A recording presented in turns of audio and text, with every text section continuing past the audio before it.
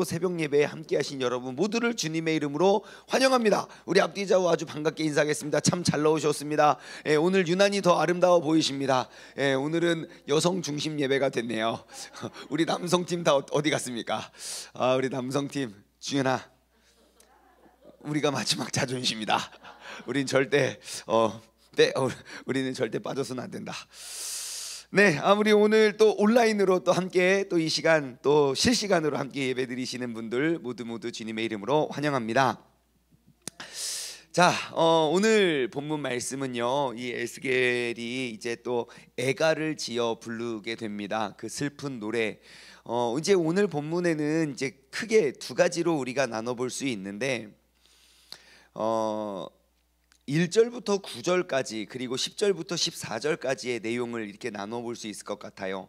1절부터 9절까지의 말씀을 보면 이제 비유를 통해서 이야기하죠. 암사자가 나와 있고 그 암사자가 젊은 사자 한 새끼 한 마리를 기릅니다. 그래서 열심히 길러서 그 새끼 사자 한 마리가 다른 사람을 잡아 먹을 수 있을 만큼 딱 컸을 때 4절 이방인이 듣고 함정으로 그를 잡아다가 갈고리로 꿰어 애굽 땅으로 팔려갔어요. 그럼 우리는 이 어미 사자는 누구고 이 어린 사자는 누군지 우리는 유추해 볼 수 있습니다. 어떻게 근거가 무엇이 저기 뭡니까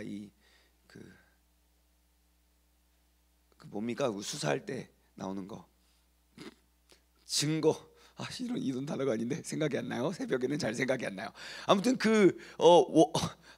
이 단어가 생각이 안 나요. 아무튼 그 재료가 뭡니까? 우리가 찾을 수 있는 근거, 지금 이 어린 사자가 누구인지를 유추할 수 있는 그 근거가 무엇입니까?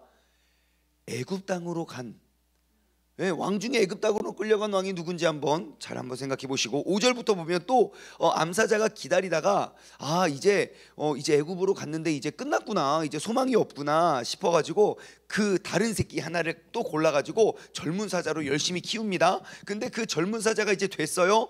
여러 사자 가운데 왕래하면서 먹이를 뜯어먹기 위해서 사람을 딱 삼켰는데 또 7절에 그의 궁궐을 헐고 또 성읍을 부수고 우는 사자로 말미암아 그 땅 안에 가득해가지고 8절 이방에게 포위를 당하고 지방에서 치러 와가지고 그를 함정에 넣고 우리를 갖고 아무튼 또 끌려가요. 어디로 끌려갑니까? 이번에는 바벨론 왕에게 끌려가요. 그러면 이 젊은 사자는 누구인가요? 갑자기 퀴즈를 내고 정답을 맞춰보라고 여러분, 우리 온라인으로 함께 하시는 분들 정답을 찾아서 빨리 올려주시면 감사하겠습니다. 자, 두 번째 왕이 나와요. 그리고 나서 이제 10절부터 14절은 이제 또 한 포도나무로 비유를 들어서 또 다른 왕을 설명을 합니다. 자, 내 피의 어머니는 물가에 심겨진 나무. 처음에는 막 물가에 심겨져서 포도나무 같아가지고 막 많은 물로 막 열매가 맺고 가지가 무성하고 막 그런 줄 알았었는데 12절 분노 중에 갑자기 11절 말미부터 나와요.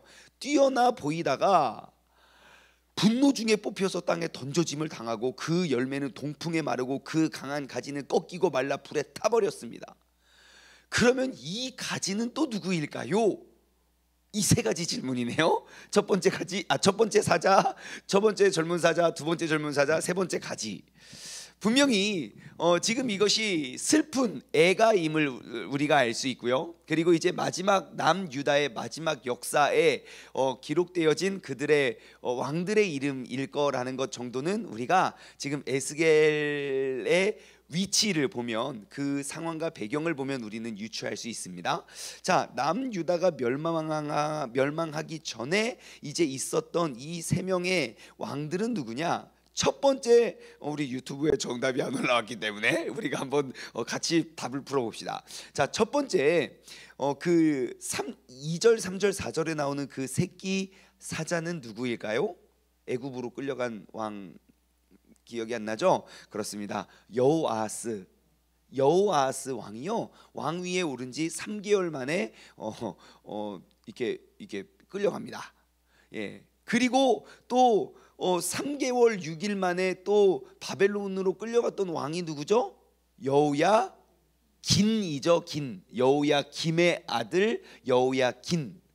여호야긴도 3개월 만에 끌려가요. 사실 여호야긴 때 나라가 멸망했었어야 되는데 바벨론으로 끌려가도, 하지만 그때까지 아직 성전이 무너지지 않았기 때문에 요아스의 또 다른 아들 시드기야가 또 왕이 됩니다. 그래서 10절부터 14절에 기록되어 있는 그 멸망하고 뽑혀져서 불에 던져진 그 가지가 시드기야 라는 사실을 우리는 알 수 있습니다.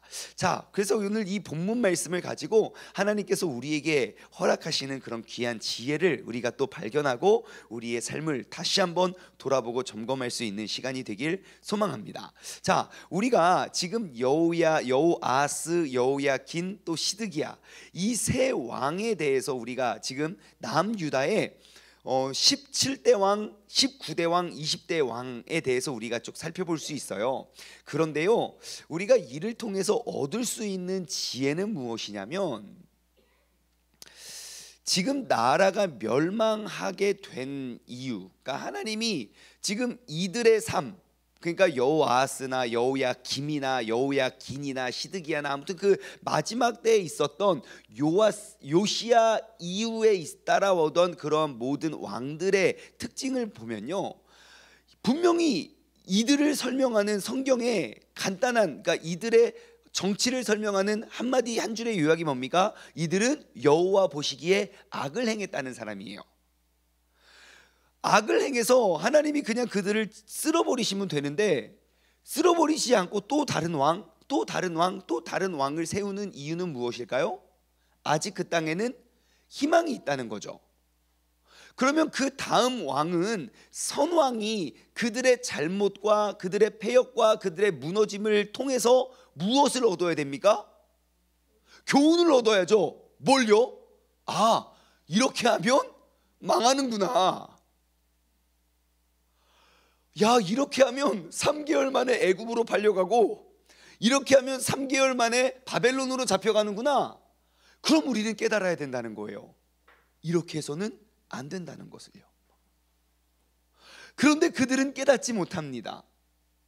여러분, 모든 역사는 반복입니다. 그렇기 때문에 역사가 귀중한 거예요. 왜냐? 역사를 통해서 우리는 내일을 예측할 수 있기 때문이죠. 그렇다면 지금 이 왕들의 잘못, 그러니까 지금 남유다의 멸망의 원인이 될 수 있는 그런 중요한 핵심은 무엇입니까? 그들은 역사를 통해 자신의 삶을 돌아보지 못했다는 거예요. 너는 너희들의 잘못이고 나와는 전혀 상관없는 일로 여겼다는 겁니다. 그래서 그 멸망을 대비하고 준비할 수 있었음에도 불구하고 성경이 평가하고 있는 그들의 모습은, 이들은 여호와 보시기에 악을 행했던 왕으로 기록이 되어 있다는 것이죠. 여러분, 우리가 항상 우리는 내 삶을 돌아보고 점검해야 됩니다. 이것이 오늘 우리가 얻어야 할 교훈입니다. 역사는 언제나 반복돼요. 그러므로 우리는 역사를 통해 교훈을 얻어야 돼요. 여러분, 하지만 역사는요, 한순간 모든 것들이 후다닥 남겨지지 않습니다. 하루가 쌓여지면 역사예요. 순간이 지나면 그게 역사예요. 그러면 오늘 이 아침에 우리가 점검하고 돌아봐야 될 것은 무엇입니까? 지금 내가 기록하고 있는 이 역사의 순간을 보면 돼요. 나는 어떠한 역사를 지금 남기고 있는가, 기록하고 있는가? 조금 더 크게요, 나는 근래에 어떠한 역사를 기록하고 있는가? 조금 더 크게, 나는 올 한 해 어떠한 역사를 남겨왔는가? 여러분, 오늘 하루하루, 이번 한 주 한 주, 한 달 한 달의 역사를 우리가 통해서 우리가 앞으로 내년에는 어떠한 일이 벌어질지, 그 이후에는 어떠한, 더 크게 보면요, 우리의 세대에는 어떠한 일이 벌어지고 그 다음 세대에는 어떠한 일들이 따라오게 될지 우리는 누구라도 충분히 알 수 있다는 거예요. 여러분, 그 역사 속에 내 삶을 돌아보고 점검하여 여러분, 아주 지혜롭고 아름다운 역사를 기록하고 써낼 수 있는 그런 믿음의 사람 되시기를 주님의 이름으로 축원합니다. 제가 오늘은 새벽 예배를 위해서 이제 엘리베이터를 타고 쭉 내려오면서 문득 이런 생각이 들더라고요. 제가 이제 이 집으로 이사 오기 그 전에 가재마을에 살 때는요, 제가 이제 매일 거의 매일 똑같은 비슷한 시간에 이렇게 엘리베이터를 타고 내려오면 꼭 만났던 분들이 계셔요. 저보다 더 위에 사셨던 분, 그러니까 제가 그때 13층에 살았나? 이 머리, 아무튼 제가 10몇 층에, 아무튼 몇 층에 살았어요. 근데 15층에 살았던 분들도 꼭 같이 만나고요. 그리고 9층에 살던 분도 꼭 같이 만나요. 여러분, 아침 5시 조금 넘어서 집을 나오는 사람들이 다 어디 가겠습니까? 예, 새벽 예배 가는 거예요. 그래서 처음에는 그냥 이렇게 인사하다가 자주 만나니까 또 이야기를 하다 보면요, 15층에 사시는 분, 13층에 사는 우리, 그리고 9층에 사시는 분 다 다른 교회를 가요. 근데 갈 때마다 또 이렇게 인사 나누고 하는데요, 지금 이 아파트는요, 단 한 명도 만나본 적이 없어요. 새벽 예배 끝나고 기도 다 하고 돌아갈 때 출근하시는 분들 만나요. 아이고, 새벽 예배 다녀오시나 봐요. 이렇게 인사를 나누는데, 이 새벽 예배의 역사가 잊혀져 가는구나. 중현아, 이런 의미에서 우리는 정말, 중현아, 지금만 나오지 말고 앞으로 쭉 평생 우리 중현이는 역사를 남길 수 있는 사람이 되거라. 진짜 멋진, 우리 중현이를 위해서 박수 한번 쳐주세요. 진짜 멋있는 것 같아요, 정말. 저는 늘 감사해요. 진짜 하나님께서 어떻게 또 이러한 또 준비된 사람을 또 예비시켜 주셔서, 우리 지금 이 유튜브 새벽 예배가 전 세계 생중계되고 있는 거 아십니까? 세계적으로 보는 사람이 별로 없어서 그러지 아무튼 중계는 되고 있습니다. 전 세계 어디서, 지금 뉴욕에서도 볼 수 있습니다. 어디서든 갈 수 있는 그 일을 우리 주견이가 맡고 있는 거 아니겠습니까? 우리가 지금 이 역사를 잃어버리고 있다는 사실은 너무너무 마음이 안타까워요. 그럼 제가 말씀드렸잖아요, 너무 멀리 다 보지 않아도 우리는 금방 알 수 있어요. 대한민국, 모르겠어요. 이 땅, 이 부흥의 모든 힘의 그 원동력이 저는 새벽 예배로부터 전부 다 왔다고는 말씀드릴 수는 없어요. 하지만 이 짧은 기독교 역사에 이마만큼 교회에 놀라운 선교사들을 파송하고 교회들을 세워가며 성도들이 하나 되고 힘들고 어려울 때마다 식음을 전폐하고 우리가 주님 앞에 나와 엎드려 기도했던 이 예배, 이 새벽 제단이 없어지게 된다면, 적어도 원래 없었던 문화 속에 계속 없는 것 말고 대한민국 부흥의 역사의 주역이었던 그 중요한 예배와 그 모임이 통째로 사라져 버리는 그 다음에는 무엇이 오겠냐는 거예요. 우리는 역사를 통해 내일을 예측할 수 있습니다. 지금 본문 말씀을 통해서 우리가 얻을 수 있는 교훈은 바로 그것입니다. 여러분, 오늘 내가 남기고 기록하고 있는 그 역사를 돌아보십시오. 짧게는 오늘 하루, 길게는 조금 넓게는 이번 한 주, 더 넓게는 이번 한 달, 더 크게는 올 한 해를 돌아보아 나는 나와 내 직장과 내 가정과 그리고 내 믿음과 내 신앙과 이 아름다운 신앙생활의 이러한 여정 속에 나는 어떠한 것들을 남기고 기록하고 있는지를 우리가 돌아보고 점검하면서 우리 오늘 이 하루를 우리가 주님께 올려드리길 주님의 이름으로 소망합니다. 자, 그래서 이제 암사자가 열심히 그 자녀를 키워서 또 잡아먹을 만하면 또 이방이 와서 후루락 뺏어가고, 또 암사자가 이 소망이 끊어졌구나, 또 다른 자를 키워서 또 열심히 키워서 또 하면 또 후루락 하고 또 잡혀가고, 그러면 이제 그 다음에 따라오는 왕은 정말 잘 했었어야 됐는데 그렇지 못했어요. 그것이 참 안타까워요. 여러분, 바로 그것이에요. 어미 암사자가 아무리 열심히 내가 사랑으로 길려도요, 하나님께서 치시면 그거 어떻게 할 수가 없어요. 그런데요, 이것을 보면 애굽이 그 사자를 잡아갔죠.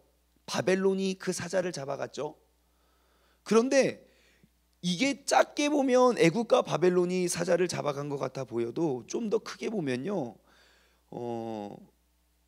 왜 그들이 잡혀갔는지를 알 수 있어요. 10절부터 14절에는 이제 또 다른 비유로 또 슬픈 이야기가 전달되어지는데요, 아까 1절부터 9절은 그 어미 사자의 그 사랑을 먹은 그래서 열심히 자라난 사자가 3개월 만에 금방금방 잡혀갔다는 걸 봐요. 근데 10절부터는 더 마음이 아파요. 왜냐?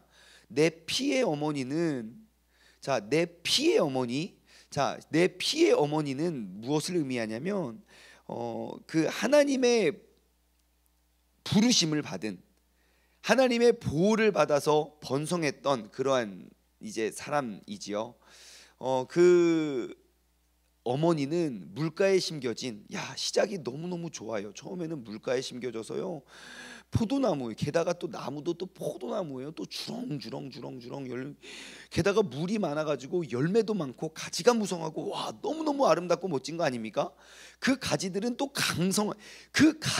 강성하대요. 그래서 권세 잡은 자의 귀가 될 만하고, 하나의 키가 굵은 가지 가운데 높이 섰고 막 너무너무 뛰어나 보였지만, 더 안타까운 건 무엇입니까? 그렇게 아름답고 멋지고 평화롭고 굵고 열매가 풍성했던 그것들이 분노 중에서 뽑혀서 땅에 던져짐을 당했다는 거죠. 그 열매는 동풍에 마르고, 아까는 그 막 열매가 많고 풍성하였는데 이제 그 강한 가지들이 꺾이고 말라 불에 탔어요. 그래서 이야기합니다. 이제는 광야 메마르고 가물어든 땅이 심겨진 바가 되었고, 14절입니다. 불이 그 진노의 불이 어디로부터 나왔습니까? 어디로부터요? 그 가지 중에 하나요. 그 가지는 어디입니까? 그의 부모예요. 이방 민족들이 아니라고요. 지금 진노의 불이 어디로부터 온 거예요? 애굽에서, 바벨론에서 온 게 아니에요. 그들이 심고 그들 안에서 자라났던 가지로부터 나왔다는 거예요. 바로 이스라엘의 멸망은 외부의 세력에 의해서 멸망한 것처럼 보여지지만 아니에요. 이스라엘의 멸망과 심판에는 바로 그들의 가지 속에서 나왔다는 것을 알 수 있습니다. 그러면 우리 인생도 마찬가지입니다.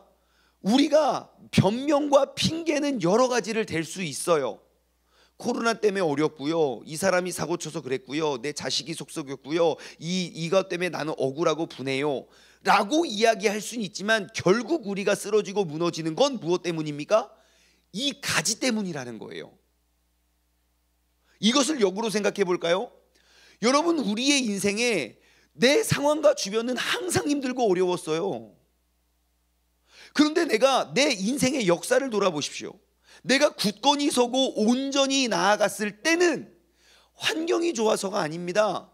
내가 아름다운 역사를 심겨주고 심어내고 내가 이끌어 왔을 때는 우리는 버텨내요. 그런데 이 가지가 흔들리고 가지의 많은 죄악들과 많은 미혹들에 내가 넘어가기 시작하면요, 환경이 아무리 좋아도 우리는 넘어져요. 여러분, 이스라엘의 역사를 보십시오. 나라가 힘들고 어려워져서 그들이 타락한 때는 거의 없어요. 그들이 부강하고 잘 먹고 잘 살 때 그들의 교만과 그 교만에 의한 우상 숭배와 그리고 하나님의 말씀에 대한 망각과 그런 모든 것들이 레파토리처럼 지나가잖아요. 그러면 오늘 결국 우리를 넘어뜨리고 쓰러뜨리는 것이 무엇인지를 우리는 점검해야 돼요. 내 어려운 상황 속에서 내가 더욱더 기도하면 나는 기도의 역사를 심고 있다고요. 그러면 역사 속에서 오늘 내가 흘리는 이 눈물은 나를 살리는 눈물이지 나를 죽이는 눈물이 아니라는 거예요. 그러니 우리는 이 환경을 보지 말고 그 가지를 보고 우리가 그 가지를, 올바른 가지를 심고 세워갈 수 있는 믿음의 사람 되기를 주님의 이름으로 간절히 소망합니다.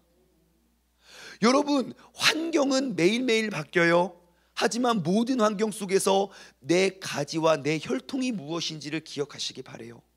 하나님의 말씀과 하나님 앞에 나와 우리가 기도하는 이 기도를 더욱더 심어낼 수 있는 믿음의 사람 되기를 주님의 이름으로 간절히 소망합니다. 한 가지 더 살펴볼까요? 마지막으로 한 가지 포인트를 더 살펴보면요, 여러분 지금 이 애가가 어디에, 어떠한 나라, 어떠한 민족에게서 들려옵니까? 하나님께서 택하여, 하나님께서 출애굽시켜서, 하나님께서 약속의 땅에 이끌고, 하나님께서 지키시고, 하나님께서 세우신 사람들에 의한 나라로부터 이러한 애가가 들려온다는 거예요. 여러분, 이러한 것 보면 영원한 것은 없는 것 같아 보여요. 아니요, 조금 더 정확히 말하면요, 영원한 것이 없는 것이 아니라 영원한 것을 영원하게 하기 위해서는 누군가는 필요하다는 거예요. 무엇인가는 필요하다는 거예요. 하나님의 영원한 약속은 지금도 끊이지 않았어요. 그렇다면 그 축복의 계보를 이어갔던 사람들이 누군지를 봐야 돼요. 하나님의 영원한 축복을 약속하셨지만 그들이 이렇게 심판과 저주와 그리고 이러한 애가를 남기게 된 원동력은요, 하나님의 마음이, 하나님의 축복의 약속이 바뀌어서가 아닙니다. 그 약속을 이어갈 사람들의 마음이 변했기 때문이에요. 오늘 우리가 다시 한번 기억해야 할 것은 바로 내가, 나와 그리고 우리의 가족의 그러한 축복의 통로로서 우리가 나아갈 수 있는 믿음의 자녀가 되기를 주님의 이름으로 소망합니다. 우리가 다시 한번 역사 속에 나의 가지를 점검하고 돌아보길 원해요. 오늘 다시 한번 여러분들에게 강조드리는 건, 여러분 그 부모님의 믿음 한 대 지켜내기 어렵습니다.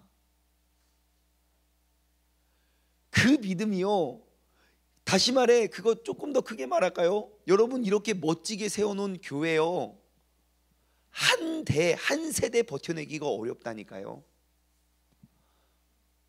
조금 더 크게 말씀드릴까요? 2대 3대를 버텨낸 교회들이 있어요. 지금 100년 이상 된 그러한 교회들이요. 근데 100년 이상 돼서 계속 부흥하는 교회 진짜 찾아보기 어렵습니다. 대한민국 모든 역사 통틀어서. 여러분 주변에 생각해 보세요. 내 고향들 다 생각해 보세요. 60년 70년 이상 된 교회 중에 점점점 왕성하여지고 부흥되어 가는 교회가 몇 개나 있나? 그냥 역사 속에 그때 그 교회로 남겨질 때가 너무너무 많다는 거죠. 여러분 우리는 오늘도 새로운 역사를 기록하고 있습니다.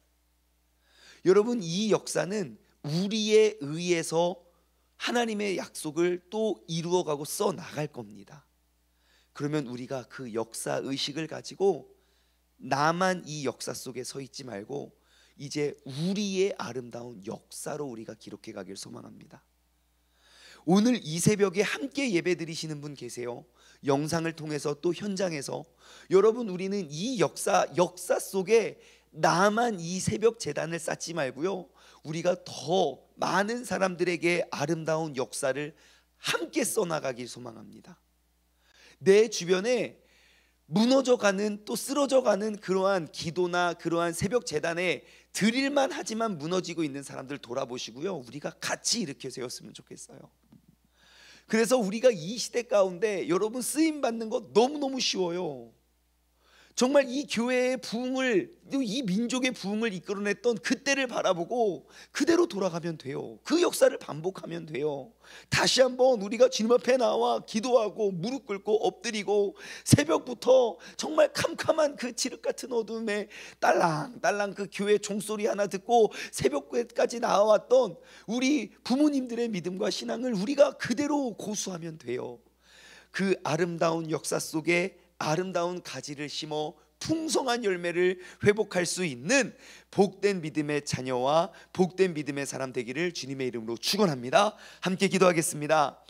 하나님 아버지 감사합니다. 오늘 매일매일 똑같이 반복되어져 가는 일상생활 가운데 주님께서 에스겔 19장 말씀을 통하여 우리에게 귀한 역사의식을 심어주심에 감사드립니다.